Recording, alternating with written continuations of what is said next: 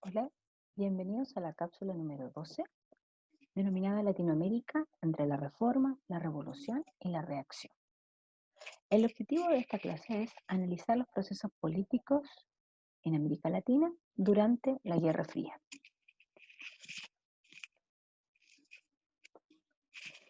El contexto general que se da en América Latina dice relación con que después de la Segunda Guerra Mundial, Estados Unidos va a asumir la misión de evitar que el comunismo avance tanto sobre Europa como por América, y para ello va a desarrollar un sistema de ayuda económica y un sistema de ayuda militar muy similar a lo que había realizado en Europa con el Plan Marshall y con el nacimiento de la OTAN. En sintonía con esta estrategia se van a firmar dos tratados.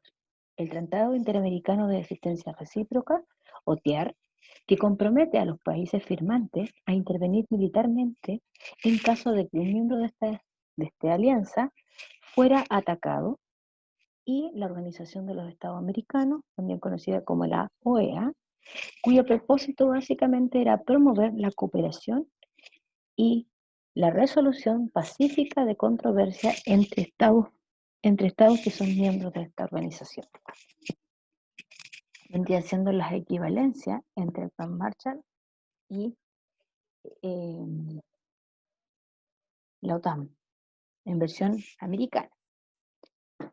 ¿Cuál es la situación de América Latina en este periodo? En los primeros años de la Guerra Fría vamos a tener que los países latinoamericanos van a compartir rasgos como, por ejemplo, un crecimiento económico inferior a lo que está pasando con Europa, una influencia política, cultural y económica de parte de Estados Unidos, la dependencia económica de los productos y exportación de materias primas. Por lo tanto, la mayoría de los países americanos son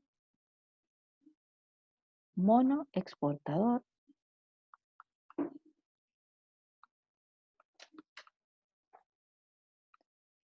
y primario exportador. Es decir, se dedican a la actividad económica primaria, a la recolección y exportación de materias primas. Desde el punto de vista democrático, no se ha logrado consolidar la democracia por lo general, sino que hay algunas excepciones. Por ejemplo, excepciones de esto va a ser el caso de México, el caso de Chile, el caso de Argentina, donde se ha logrado cierta estabilidad política, pero no una democracia plena. En otros casos, como por ejemplo Bolivia, Colombia, entre otros, la democracia no se logra consolidar y la violencia política y los gobiernos militares de forma reiterativa van a ser bastante recurrentes en este periodo. Y en un tercer caso, que podría ser lo que ocurre en América Central, donde Estados Unidos va a intervenir más fuerte para poder controlar los tipos de gobierno que van a surgir acá. También se va a desarrollar en algunos países movimientos de izquierda tradicionales que se van a hacer cada vez más fuertes y van a participar en el sistema político, que sería la experiencia que se vivió en Chile en el año 70 y en Cuba a partir de la Revolución. En otros países como América y Brasil van a surgir movimientos de carácter populista que giran en torno a la figura de un líder carismático, y a partir de él se establece una, entre comillas, ideología que no es tal. Y en el caso de México se va a consolidar un partido político por muchos años, que es el Partido Revolucionario Institucional, el PRI, que se va a hacer cargo del gobierno por más de 30 años. Bajo este contexto, debemos recordar que va a ocurrir en Cuba una revolución que va a sacar del poder al dictador Fulgencio Batista. Esto va a ocurrir en 1959. Sabemos que en una primera etapa esta revolución no tiene una ideología clara, pero rápidamente se va a sentir representada por la ideología comunista. ¿Cuál es la importancia de esta revolución cubana? Que va a ser un ejemplo que en Latinoamérica pueden existir movimientos de izquierda y pueden llegar al poder. En un principio Estados Unidos no la va a ver tan mal, pero comienza a sospechar de esta revolución y luego se afirman todo lo malo que podría pensar, porque Fidel Castro, que es uno de los líderes de la revolución y se hace cargo del Estado, comienza a llevar a cabo una reforma agraria que busca modificar el tipo de propiedad y a la vez la productividad de los terrenos. Y en una segunda parte se dedica a expropiar importantes empresas norteamericanas, la cual van a pasar a ser parte del Estado. Y esto va a significar para Estados Unidos un, una, lo va a perjudicar bastante. Por ende, lo que va a tratar de hacer el gobierno norteamericano va a ser tratar de eliminar este régimen que molesta mucho. Antes que esto ocurra, la Revolución Cubana va a generar un impacto bastante profundo en lo que es América Latina. ¿En qué medida? Desde el punto de vista de la acción política, muchos grupos de izquierda se van a ver identificados en forma total con los principios y estrategias de la Revolución Cubana y vamos a tener, por ejemplo, que desde el punto de vista político se va a tender a radicalizar el discurso de los partidos políticos de los movimientos de trabajadores. Además, la revolución en sí va a mostrar que es posible establecer un régimen socialista en América Latina y vamos a tener, por ejemplo, algunos, algunos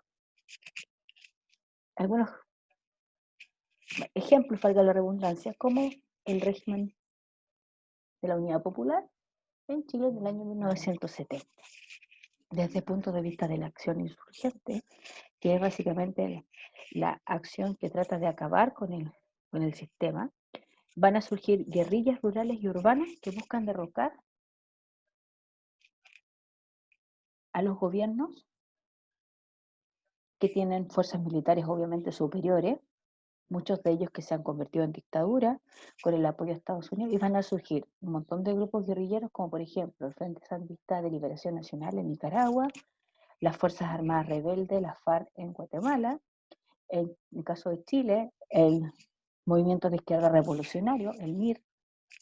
En el caso de Bolivia, se va a formar el llamado Ejército de Liberación de Bolivia, liderado por el Che Guevara, entre otros movimientos guerrilleros. También la radicalización de este discurso y la acción política, se va a dar en algunos movimientos sociales que no tienen una identificación política clara o particular. Por ejemplo, en el caso del campesinado, este se va a organizar y se va a movilizar en función de promover reformas que los beneficien. Por ejemplo, la redistribución de las tierras, y también van a demandar por organizarse a través de sindicatos, de cooperativas, entre otras cosas. En el caso de los universitarios van a adoptar una postura bastante radical, se van a insertar dentro del debate público, van a buscar como objetivo principal democratizar y modernizar lo que es la educación superior, hacerla más accesible para que todos tengan la posibilidad de ingresar a este sistema. Y en el caso de la Iglesia Católica también se va a dar un pequeño grupo que se conoce como la Teología de la Liberación, que es un movimiento teológico que nace al interior de la Iglesia Católica, los cuales plantean que es deber de la Iglesia denunciar la realidad social latinoamericana. Y por una parte la Iglesia deje de lado, de cierta forma, los ritos religiosos y se dedique más a la ayuda de los pobres. Pero no una ayuda basada en la caridad, sino que entregarle las herramientas necesarias para que este pobre pueda promover, pueda avanzar y se libere de esta condición y de todos los abusos, pobreza, etc. Esto surge a partir del Concilio Vaticano II. Frente a toda esta radicalización, viene la respuesta de Estados Unidos, la que se puede traducir básicamente en, en dos partes. Primero, como los intereses comerciales de Estados Unidos están en riesgo, en Cuba, de hecho les quitaron las empresas, el mayor temor que tiene el régimen es que Cuba se acerque cada vez más a la Unión Soviética y este movimiento se expanda por el resto de América Latina, lo que va a llevar a Estados Unidos a oponerse a esta revolución y tratar de desestabilizarla. ¿Cómo lo va a hacer? En un principio van a fracasar todos los intentos que tiene Estados Unidos de asesinar y derrocar a Fidel Castro. No resulta. Después los va a tratar de castigar de cierta forma y presionar al gobierno y a la población a través de un embargo comercial que prohíbe a las demás naciones comercializar con la isla, hecho que hasta el día de hoy continúa, y también va a desarrollar una estrategia que tiene dos patitas.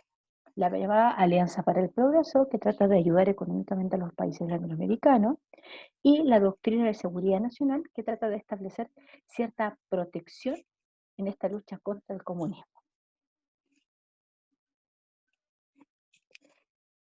¿Qué objetivo o cómo específicamente funcionan estas dos estrategias?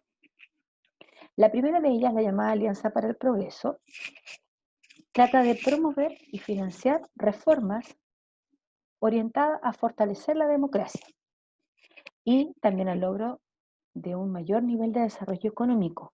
Por ejemplo, va a estimular el tema de las reformas agrarias, va a apoyar a ciertos gobiernos que son más bien de centro, como por ejemplo el gobierno de Frei Montalva, que va a desplazar a la candidatura de Salvador Allende. También va a tratar de desarrollar y modernizar a la región para evitar que todos estos grupos revolucionarios de izquierda accedan al poder. Todo esto se va a realizar mediante algunas políticas importantes, como por ejemplo lo que es la reforma agraria, que cambia la forma de producir y la propiedad de la tierra, donde antes existían grandes propiedades, el Estado va a tomar esas grandes propiedades y las va a subdividir para hacerlas más productivas. Cada una de estas propiedades se las va a entregar a un campesino, quien va a tener la responsabilidad de hacerlas producir. De esta forma va a aumentar, entre comillas, la productividad de la hacienda y le va a entregar al mismo tiempo bienestar social a los trabajadores. En segundo lugar, se va a invertir tanto en la educación primaria como secundaria, va a mejorar la educación y el acceso a ella. Y en tercer lugar, se van a establecer algunas políticas de carácter monetario que buscan disminuir la inflación y posibilitar a la gente acceder a ciertos productos.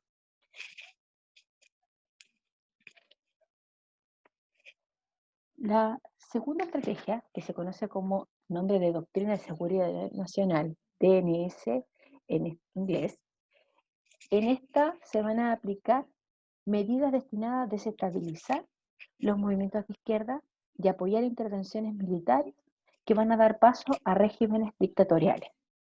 En este caso, el gobierno estadounidense va a apoyar el derrocamiento de cualquier gobierno que suene a marxista, va a consolidar todos los gobiernos que sean anticomunistas, ya sea a través del sabotaje, de la intervención directa, pagando, estableciendo régimen dictatoriales.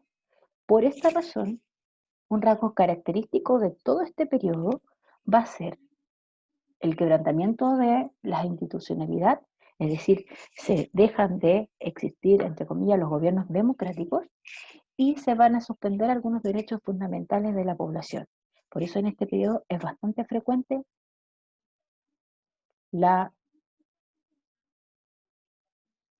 no consideración de los derechos humanos de las personas. O sea, se van a pasar a llevar todo lo que son los derechos humanos. Por ende, así agrupando, vamos a tener diferentes formas en las cuales van a ser influenciados por la Revolución Cubana.